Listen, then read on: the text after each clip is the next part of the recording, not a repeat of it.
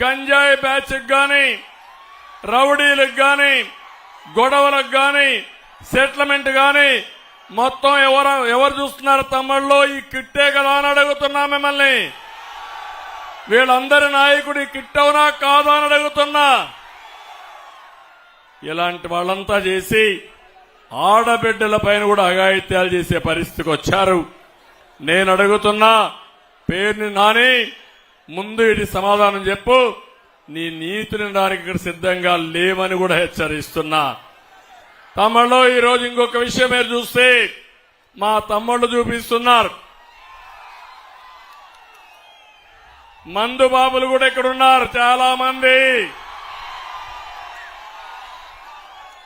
మీ బలహీనతను ఆసరాగా తీసుకుని 60 రూపాయల మద్యాన్ని ఎంత చేశాడు తమ్ముళ్ళు అని అడుగుతున్నా. 200 ఎవరికి పోతుంది ఈ డబ్బులను అడుగుతున్నా.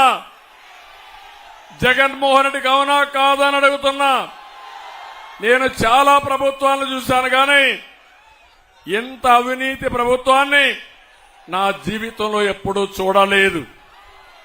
ఇంకో పక్క కృష్ణా నది ఇక్కడే ఉంది. నేను అడుగుతున్నా, మీకు ఇసుక దొరుకుతుందా అని అడుగుతున్నా. ఒకప్పుడు ట్రాక్టర్ 1000 రూపాయలు, ఇప్పుడు ఎంత తమ్ముళ్ళు అని అడుగుతున్నా. 5000 ఎవరికి పోతుంది? 4000 అని అడుగుతున్నా మిమ్మల్ని.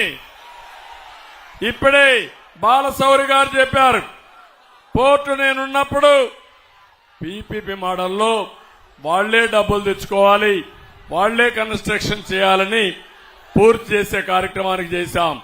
మనం ఉంటే వచ్చేది.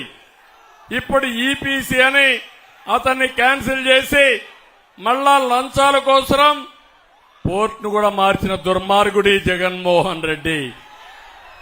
నేను ఒకటే హామీ ఇస్తున్నా మీ అందరికీ, ఈ పోర్టుని పూర్తి చేసే బాధ్యత మాది, పరిశ్రమలు తెచ్చే బాధ్యత మాది. తమిళలో ఒక విషయం అడుగుతున్నా, జాబు రావాలంటే కూటమి రావాలి, అవునా కాదా? గంజాయి రావాలంటే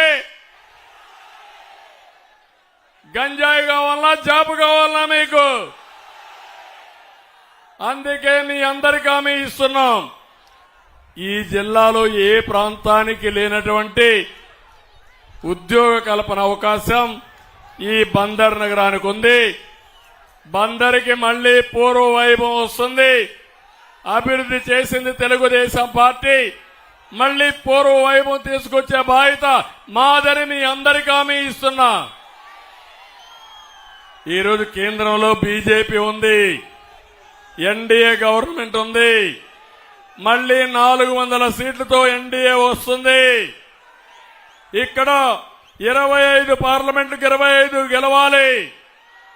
ఇంకో పక్క 160 అసెంబ్లీ సీట్లు గెలవాలి. నేను ఒకే మాట అడుగుతున్నా, మీరు బాలశౌరిని గెలిపిస్తే ఎన్డీఏ అభ్యర్థిగా ఢిల్లీకి వెళ్లి పోర్టు విషయం గాని, పరిశ్రమలు గాని, మీకు ఏ పని కావాలన్నా చేసే సత్తా బాలశౌరికి ఉందని చెప్పి నేను మీకు తెలియజేస్తున్నా.